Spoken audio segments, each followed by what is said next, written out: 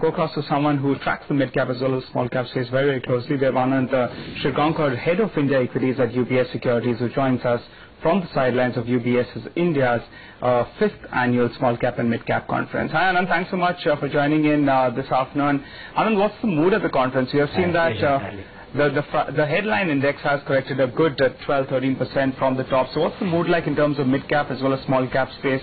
Are the investors quite fearful now to get into any of them? How are you reading it?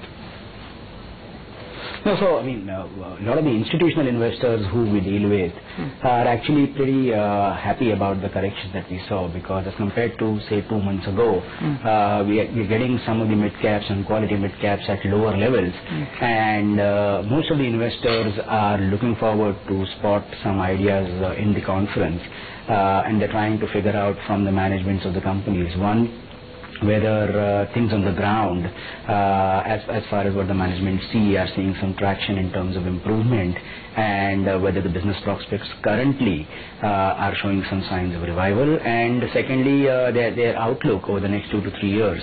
And coupled with the management quality, a lot of the foreign investors and domestic investors on the institutional side are very busy spending time to spot some value and spot some bright ideas which they could hold and buy with the next 2 to 3 year view. So actually, contrary to what most would expect in terms of sentiment, the sentiment is actually very upbeat in terms of trying to find and engage new ideas which could help and generate returns over the next 2 to 3 years. Okay, that's good to hear, Anand. Hi, afternoon. Because generally when the market is in a bear grip, mid-caps are a scary place to be because of the fear of capitulation. So from the managements that you interacted with at the conference, what was the key takeaway? Is there any pickup in demand at all across sectors? Because we've been speaking to a lot of companies and we get a sense, especially from companies in the cement sector, etc., that things are just going from bad to worse. What's the sense that you've got from a lot of the corporates that you speak to? No, it depends on the sectors that you talk about, but we have quite a few managements across various sectors. But most of them are talking about improvement at the margin, although it is very small. So say some of the consumer names are talking about how there was a much bigger lack of demand over the last year, and now they're seeing some signs of improvement in the first 2-3 months of this fiscal year which have gone by. Similar, we're seeing some situations in banking, smaller banks as well as smaller NBFCs, when they're seeing some small signs of revival. And most importantly, most of the managements believe that the government is doing a lot of steps which would result in improvement over the next 12 to 18 months. So I think the prospects for improvement is what is more exciting as a story from the managements, mostly from quality managements in some of the sectors. Although I agree with you, I think from some of the cyclicals and cap goods sectors, I think those managements seem to be less upbeat about about the recovery and signs of recovery that they're seeing currently. But that again, we need to keep in mind that on the cyclical side, the cyclicality is much longer, and therefore it takes longer for the government to make changes, and therefore for those changes to start showing into numbers for these companies. But other than cap goods and industrials and infrastructure, I think most of the other sector management seem to be seeing some signs of improvement. All right, Anand, that point's well taken then. In fact, maybe we are on the right path and maybe recovery is going to come about. But I was just looking at a note, and you've revised your Nifty targets a couple of times downwards. That's because you have altered your earnings as well. But at 17 times is a split verdict. Are we at the upper end of the range, or do you think that around 15-16 times investors will be more comfortable? What's your take on that? Do you believe at 17 times, and do you think the earnings growth of around 10%, that's going to play out, or do you think that there is some kind of downward risk even to that at current levels? No, so we expect about 10% earnings growth on a top-down level for F16. Right. But if you look at what the street is expecting, there's a big divergence over there. Now, after the March 15 results, we saw that the street downgraded March 15 actuals, as well as they reduced March 16 forecast. But the March 16 wasn't reduced as much, and therefore the growth estimates for March 16 on a consensus basis now stands at 20%, which used to be 18% earlier. Correct. So what we are expecting is over the next 2 quarters, the street expectations would actually be lowered from this 20% lower expectations for F16 closer to the 10% level that we are expecting on a top-down level. Now, when that happens, typically the market would take that as a subdued indicator, and therefore we would expect prices for select companies or sectors to actually react to that and therefore soften. So what we are saying is we would have to endure 2 quarters or maybe 3 quarters of earnings downgrade, and the market sort of taking some time to digest that. But once that is done, we actually start looking forward to the next 2 to 3 years, wherein the growth would expectedly come back to about 18% for F17. And keeping that in mind, we expect the revival to play out towards the second half of the year, which effectively puts our target to 8600 for the Nifty. Okay. Just coming back to individual stocks, you mentioned that you're seeing a demand recovery, or at least the managements of these smaller banks and NBFCs are indicating demand recovery. You like 2 of these companies, SKS Microfinance and Cholamandalam. SKS was the big story of the last year. I mean, it had a huge upside, but this year it hasn't performed yet. What kind of an upside trigger do you see there, and what is the incremental story there?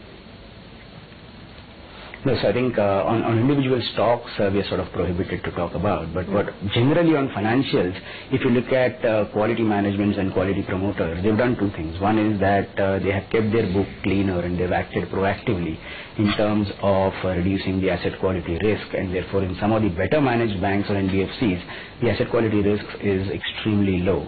And at the same time, because they've been sort of more defensive in terms of lending in the earlier years, they've got sort of a war chest which they can use to sort of lend more aggressively when the economy starts coming back. So I think that's what would differentiate financials which would do well over the next 2 to 3 years versus financials which would actually be grappling with the asset quality issue in the same period. So that's where we are differentiating.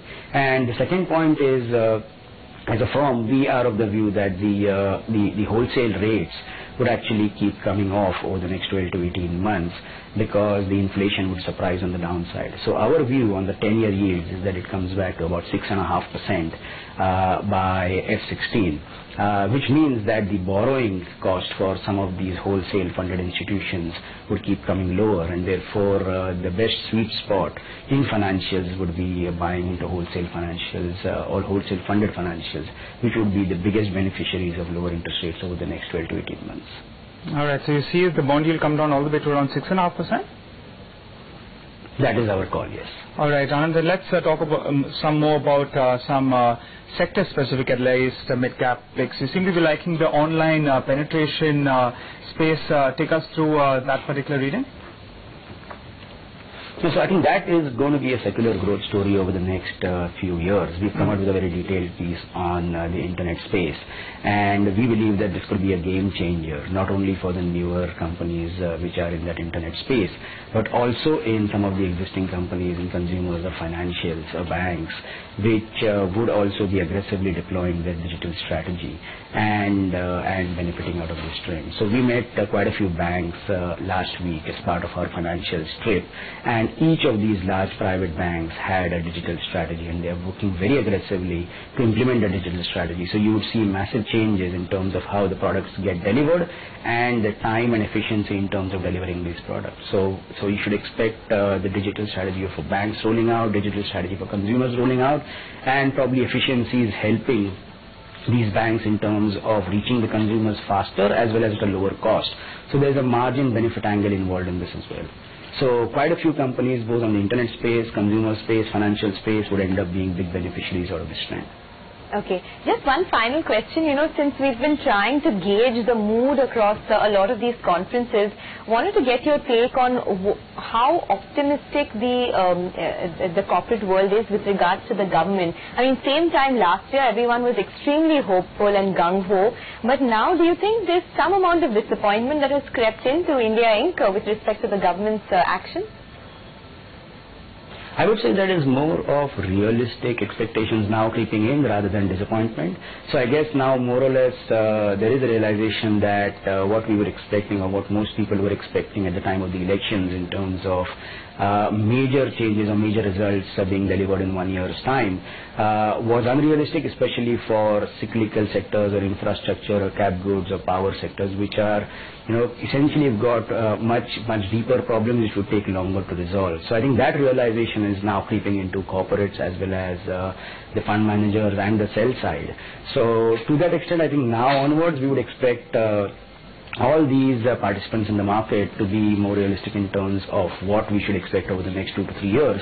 And that is where I guess sectors are being differentiated in terms of, what is doable in the next 12 months and what is going to take 2 to 3 years. So depending on each fund's time frame and their style of investing, funds are positioning themselves differently in terms of what sectors, what stocks they would like to play for. And I think that is how now the funds as well as corporates seem to be reacting to the progress from the government. All right, Anand, one final question before we let you go. Give us a realistic real GDP growth number for the coming fiscal. So we are at about 6.5%, and 7.5%, then we're expecting that to go to 7.7%.